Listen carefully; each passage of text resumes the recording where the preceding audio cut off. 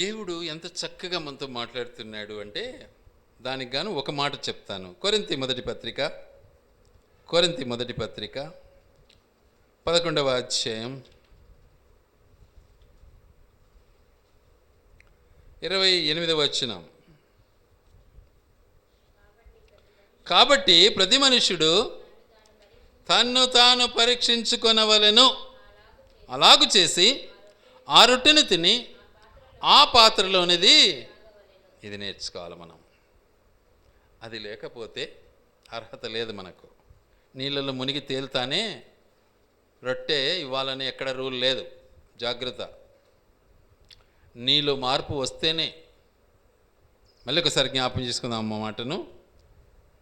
కాబట్టి ప్రతి మనుష్యుడు తన్ను తాను పరీక్షించుకోవాలి, అలాగు చేసి ఆ రొట్టెని తిని ఆ పాత్రలోనే త్రాగవలెను. కాబట్టి పరీక్షించుకోవాలా. ఎవరిని? ఎదురుగా ఉండే వాళ్ళని కాదు. మనం ఎక్కువగా ఎదురుగా ఉండే వాళ్ళని పరీక్షిస్తుంటాం. అది పెద్ద నీచమైన పని. మనల్ని మనం పరీక్షించుకోవాలి. అందుకే వాక్యం ఏమంటుంది అంటే, యేసుప్రభు దేన్ని ఎన్నుకున్నాడు? గాడిదని ఎన్నుకున్నాడు. గుర్రాన్ని ఎన్నుకోలే. వాస్తవానికి రాజు, మన యేసుప్రభు రాజు, కింగ్ ఆఫ్ కింగ్స్. గుర్రం మీద ఎక్కొచ్చు కదా? నో, గుర్రం కోరుకోలే, గాడిదని కోరుకున్నాడు. గుర్రము దేనికి సాదృశ్యం?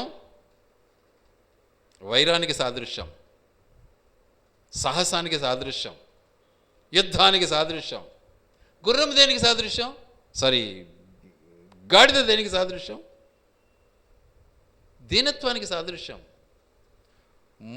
మోత మోయడానికి సాదృశ్యం, బరువులు మోసేదానికి సాదృశ్యం. యేసు ప్రభు దేన్ని కోరుకున్నాడు? గాడిదని కోరుకున్నాడు. ఆయన మన పాపాలు మోయటానికి వచ్చాడు, దీనత్వంతో వచ్చాడు.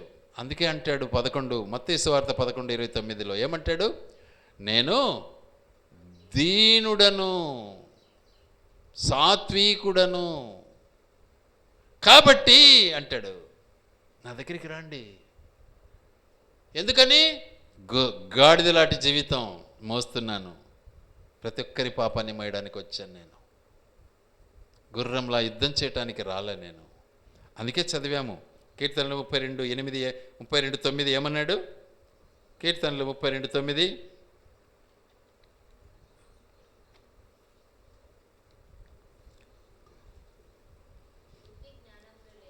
బుద్ధి జ్ఞానము లేని. చూసారా? గుర్రానికి ఏమి లేదు, బుద్ధి లేదు, జ్ఞానం లేదు. గాడిదకి ఏముంది? బుద్ధి ఉంది. యజమాని చెప్పినట్టు వింటుంది. తేడా అది. గుర్రానికి గాడిదకు ఉన్నటువంటి తేడా. ఎంత బరువున పెట్టు మోసుకుపోతుంది. అందుకే గాడిదకు దేవుడు ఏం చేశాడు? మాట ఇచ్చాడు. గాడిద మాట్లాడింది.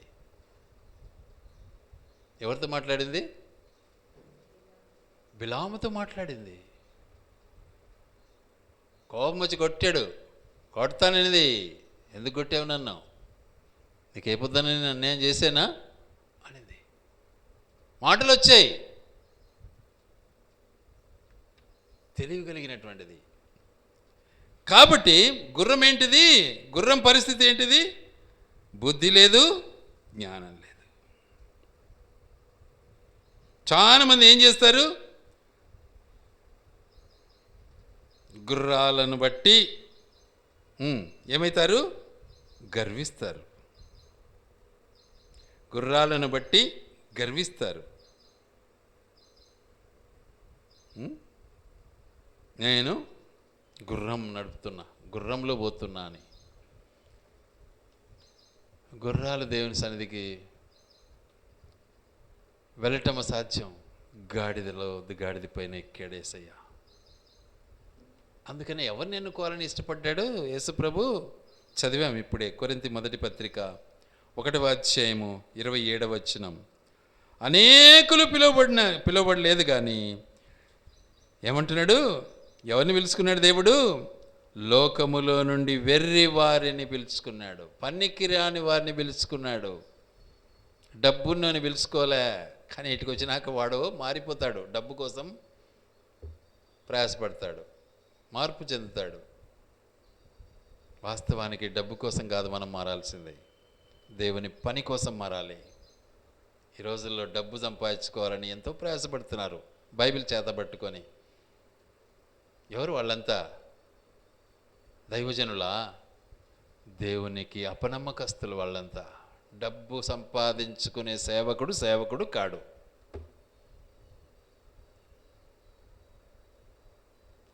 వాడు ఎలా ఉంటాడు చూద్దాం ఆ మాటను ఒక్కసారి. జకరియా గ్రంథం జకరియా గ్రంథం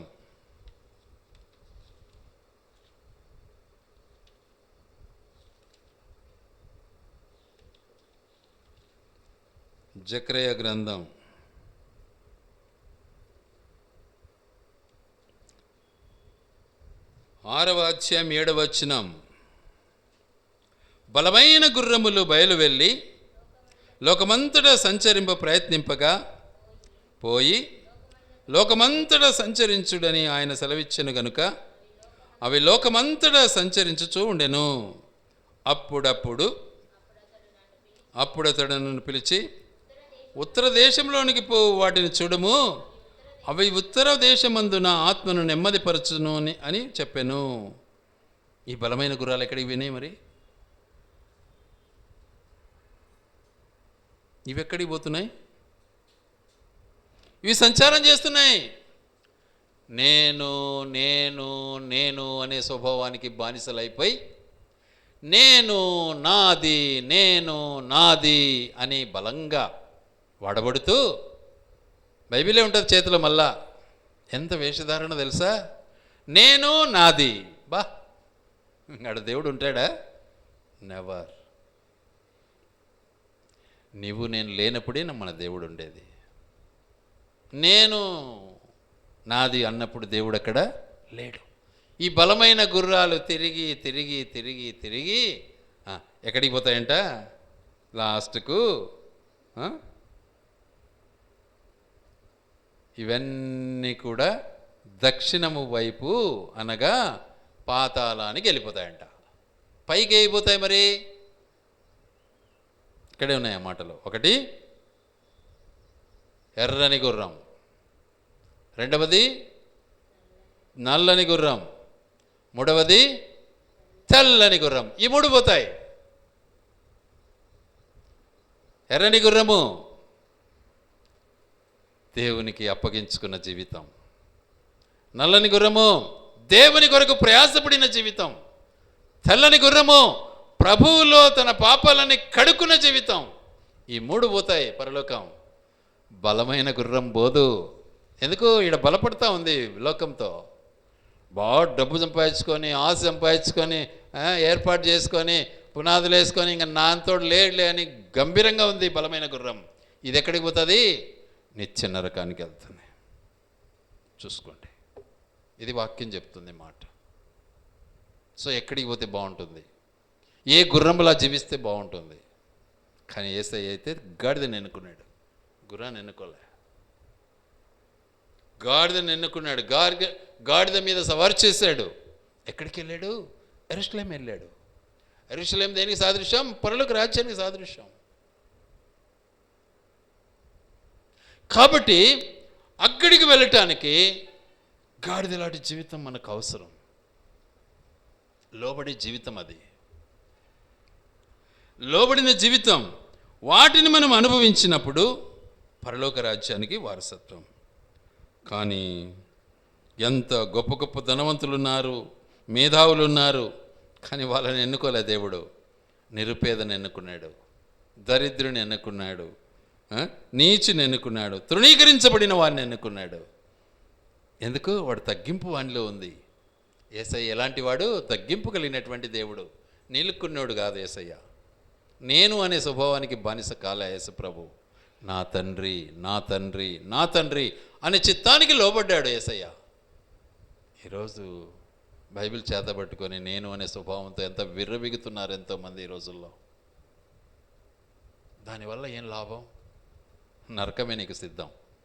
బైబిల్ పట్టుకుంటానే పరలోకం పోలేవు, గ్యారంటీ 100%. కాబట్టి లోబడాల, తగ్గింపు నీకు కావాలి. అది ఉన్నప్పుడే నీలో నీవు పరీక్షించబడతావు. అది లేకపోతే ఎప్పుడు వాడిని పరీక్షిస్తుంటావు, వీడిని పరీక్షిస్తుంటావు, ఇంకొకరిని పరీక్షిస్తావు. వాడు చూడు, వీడి చూడు అనే స్వభావం నీకుంటుంది. నిన్ను శుద్ధం చేసుకోలేవు, నీ బ్రతకది.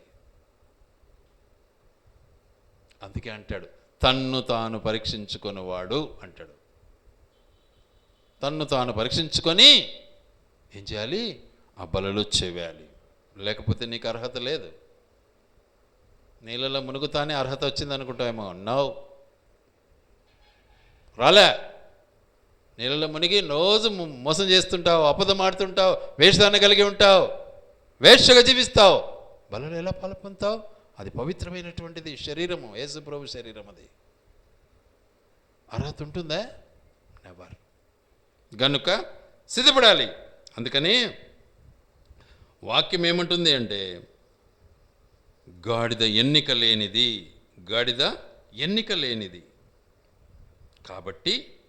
కాబట్టి ఏ శరీరియు తన్ను తాను నేను అనే స్వభావానికి బానిస కాకూడదు. అప్పుడే అందులో పాలు పొందే హక్కు నీకు ఉంటుంది. అలాంటి హక్కును దేవుడు నీకు ఇచ్చాడు అంటే గర్వం కాదక్కడ. గర్వం ప్రదర్శిస్తే హక్కు లేదు. నీలో తగ్గింపు కావాలి, నీలో పవిత్రత కావాలి.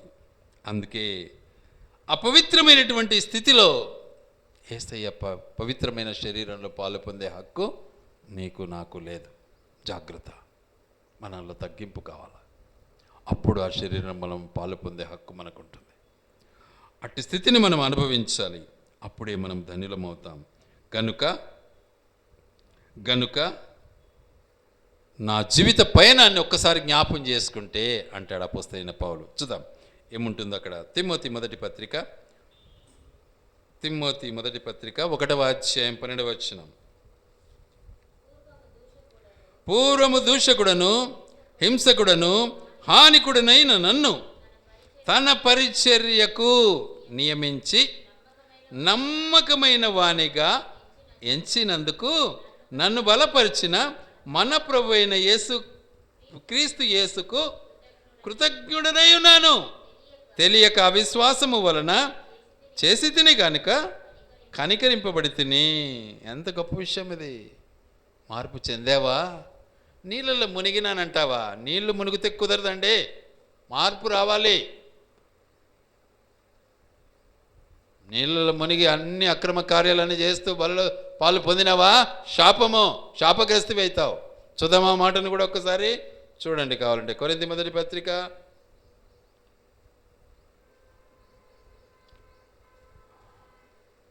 11వ అధ్యాయం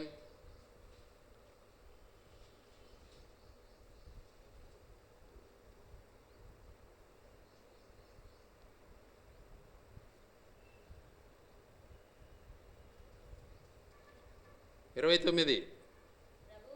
ప్రభు శరీరం అని వివేచింపక తిని త్రాగువాడు తనకు శిక్షావిధి కలుగుటకే తిని త్రాగుచున్నాడు. అది కథ. చూసుకో, మా ఇష్టం. ఇంకా నేను చెప్పకపోతే నాకు పాపం, చెప్పిన తర్వాత మీరు దాన్ని అనుసరించకపోతే మీకు పాపం. అంతే ఉండే సత్యం ఇది.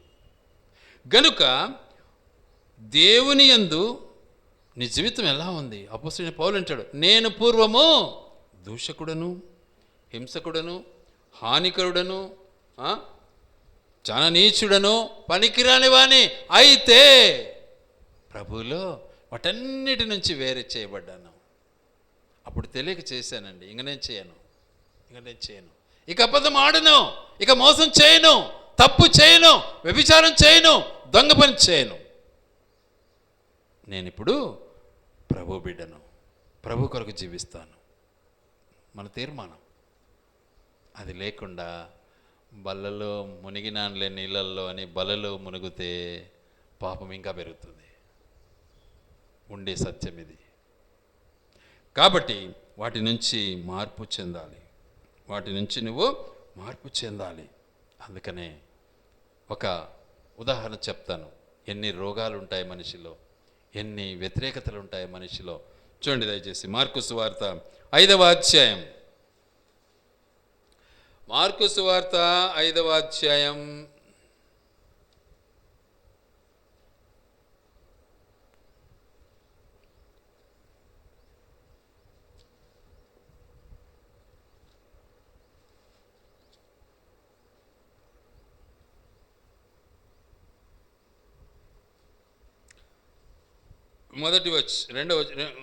మొదటి రెండు వచనాలు చదువుకుందాం. వారా సముద్రమునకు అద్దరిననున్న గెరాసేనుల దేశమునకు వచ్చిరి. ఆయన దోణ దిగగానే అపవిత్రాత్మ పట్టిన వాడొకడు సమాధులలో నుండి వాసము చేసేడివాడు వచ్చి ఆయనకెదురు పడెను. చూసారా, ఎవడున్నాడు? దయ్యం పట్టినోడు ఉన్నాడు. ఎదురుగా వచ్చేసినాడు. వచ్చి ఏమంటున్నాడు? వాడి పరిస్థితి ఎలా ఉంటుంది అంటే వాని ఎవ్వరు కూడా సాధు చేయలేరు, వాని పట్టుకోలేరు. అసలు భయంకరమైనటువంటి పరిస్థితి. గొలుసులతో కట్టేసినా కూడా గొలుసులు తెంపేసేవాడట, ఇనుప సంఖ్యలను కూడా తెంచేసేవాడు. అయితే రాత్రి మగళ్ళు ఎప్పుడు ఎక్కడ నివాసము? కొండల్లో, సమాధుల్లో కేకలేసుకుంటా జీవించేవాడు. అయితే 6వ వచనం, వాడు దూరము నుండి యేసును చూచి పరిగెత్తుకుని వచ్చి ఆయనకు నమస్కారం చేసి, యేసు, సర్వోన్నతుడైన దేవుని కుమారుడా, నాతో నీకేమి? నన్ను బాధపరచుకుమని దేవుని పేరిట నీకు ఆనబెడుచున్నానని బిగ్గరగా కేకలు వేసాను. చూసారా, మనిషి కనుక్కోలేకపోతున్నాడు, దయ్యాలు కనుక్కుంటున్నాయి దేవుని. మనిషి మోసగాడే, దేవుని కూడా మోసం చేయాలనుకుంటున్నాడు. కానీ దయ్యం అట్టాడిది దేవుని అంటే భయపడిపోయింది. చూడు, మనిషికి దయ్యానికి ఎంత తేడా ఉందో.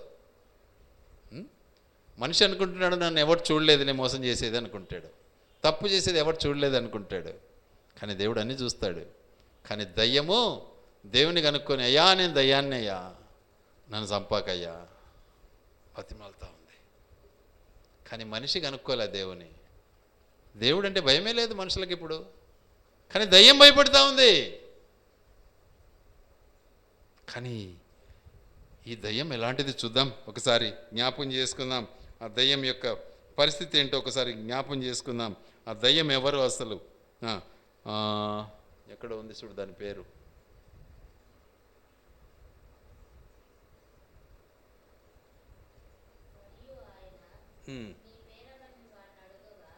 మరియు ఆయన నీ పేరేమని దాన్ని అడుగగా వాడు, చూసారా, నా పేరు సేన. సేన అంటే ఏంది? ఎంత? ఒకరు కాదు, ఇద్దరు కాదు, వందలు కాదు, వేల జనం. సేన అంటే ఒకరిద్దరు కాదు, వేలు. ఒకప్పుడు నేను సైనికునే, వేల జనం. సేన, వాడి పేరే సేన. అంటే వాడిలో ఎంతమంది ఉన్నట్టు? కొన్ని వేల మంది ఉన్నారు. ఎవరున్నారు? దయాలు ఉన్నాయి, రోగాలు ఉన్నాయి, చెడు బుద్ధులు ఉన్నాయి, చెడు ఆలోచనలు ఉన్నాయి. అది ఎన్ని వేల చూద్దాం, ఒక్కసారి జ్ఞాపకం చేసుకుందాం. అక్కడే నెక్స్ట్ 13వ వచనం, యేసు వాటిని సెలవీయగా అపవిత్రాత్మలు వాని విడిచి పందులలో ప్రవేశింపగా ఇంచుమించు 2000 సంఖ్య గల మంద. చూసారా ఎంత? ఎన్ని వేలు? కనీసం అంటే 2000 మంద కలిగినటువంటి పందుల సంఖ్య. ఈ దయ్యాలు ఒక్కనిలో ఎన్ని ఉన్నాయి? దగ్గర 2000 దయ్యాలు ఉన్నాయి. బా, ఇంకా చెప్పు, మనిషిలో ఎన్ని గుణాలు ఉన్నాయో చూడు, ఎంత నీచమైన గుణాలు ఉన్నాయో చూడు. ఇది మనం తెలుసుకోకుండా నేను కరెక్ట్ అని వేషధారిగా జీవిస్తున్నాడు మానవుడు ఈరోజు. ఇది చెప్పరు పాస్టర్లు. ఈనాటి పాస్టర్లు ఈ సత్యాలు చెప్పరు, చెప్తే కానుకయ్యరు.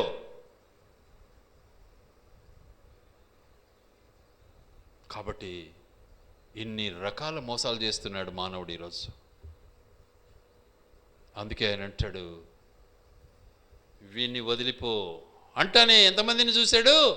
2000 పందులను చూశాడు. ఆ పందులకి పంపించేసినాడు. 2000 పందులు ఏమైపోయినాయి? సముద్రంలో పడి చనిపోయినాయి. అంటే ఒక సేన, ఒక దయ్యము 2000తో సమానం అయినటువంటి సంఖ్యతో సమానం. అన్ని రకాల వ్యాధులు నీలో ఉన్నాయి, దుర్బుద్ధులు నీలో ఉన్నాయి, దుర్గుణాలు నీలో ఉన్నాయి.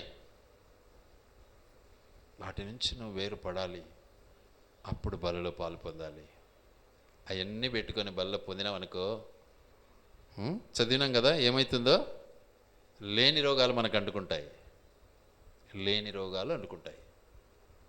అంటే రోగాలు వచ్చిన వాళ్ళంతా వాళ్ళేనా అని మళ్ళీ ఇట్లా ఒక ప్రశ్న వేస్తారేమో. అది మన ప్రకృతిని బట్టి కూడా ఉంటుంది. మనకు రోగాలు వస్తాయి. జ్వరం వచ్చిందంటానే ఏదో పాపం చేసినాడనే అర్థం కాదు. కానీ ఈ పాపానికి మాత్రము ప్రాయచిత్తం ఖచ్చితంగా ఉంటుంది. గనుక మనం నేర్చుకోవాల్సినటువంటి గొప్ప పాఠము. అందుకనే వాక్యం ఏమంటుంది అంటే, ఆ భయంకరమైనటువంటి అన్ని చెడు బుద్ధులు కలిగినటువంటి జీవితం ఎలా నడుస్తుంది అంటే, బలమైన గుర్రంలా నడుస్తుంది. నేనంటే వాళ్ళకి ఎరిగి కావాలా, వాళ్ళకి తెలియాలా ఏమనుకున్నావో అనే టైపులో నడుస్తుంది.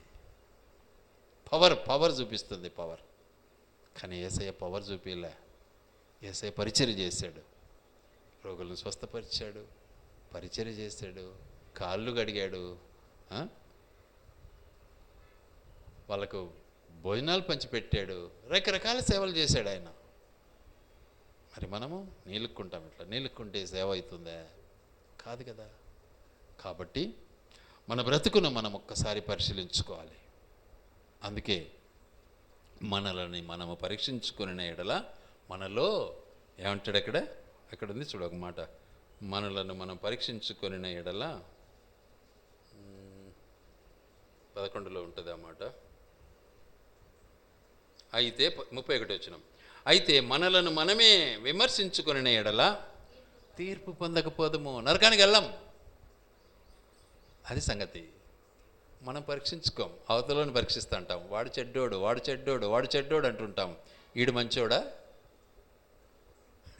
ఈయనలో ఉండే దుర్బుద్ధి ఇంకా భయంకరమైంది కదా. కాబట్టి మంచిని మనం సేకరించేది నేర్చుకోవాలి, పరిచారం చేసేది మనము అనుభవించాలా, పవిత్రతగా జీవించడం నేర్చుకోవాలా. ఎప్పుడు చెడు ఆలోచన కలిగి జీవిస్తూ బలలో ఎలా పాల్పొందుతావు?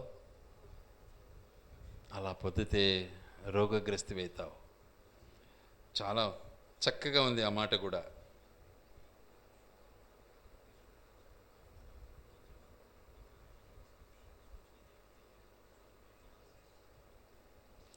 చూద్దాం 29. శరీరమని వివేచింపక తిని త్రాగువాడు తనకు శిక్షావధి కలుగుటకే తిని త్రాగుచున్నాడు.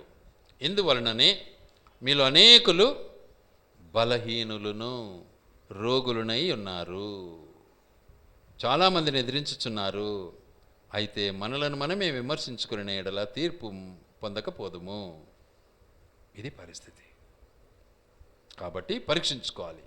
బలలో మనం పాలు పొందాలి అంటే ఏం చేయాలి? పరీక్షించుకోవాలి. పరీక్షించుకొని పరిశుద్ధపరచుకోవాలి, ఒప్పుకోవాలి, విడిచిపెట్టాలి, సిద్ధపడాలి, తయారు చేయాలి. అప్పుడు బలలో పాలు పొందటానికి అర్హులమవుతాం. దేవుడి మాటలు ఆయన వినికిడిలో దీవించి ఆశీర్వదించునుగాక.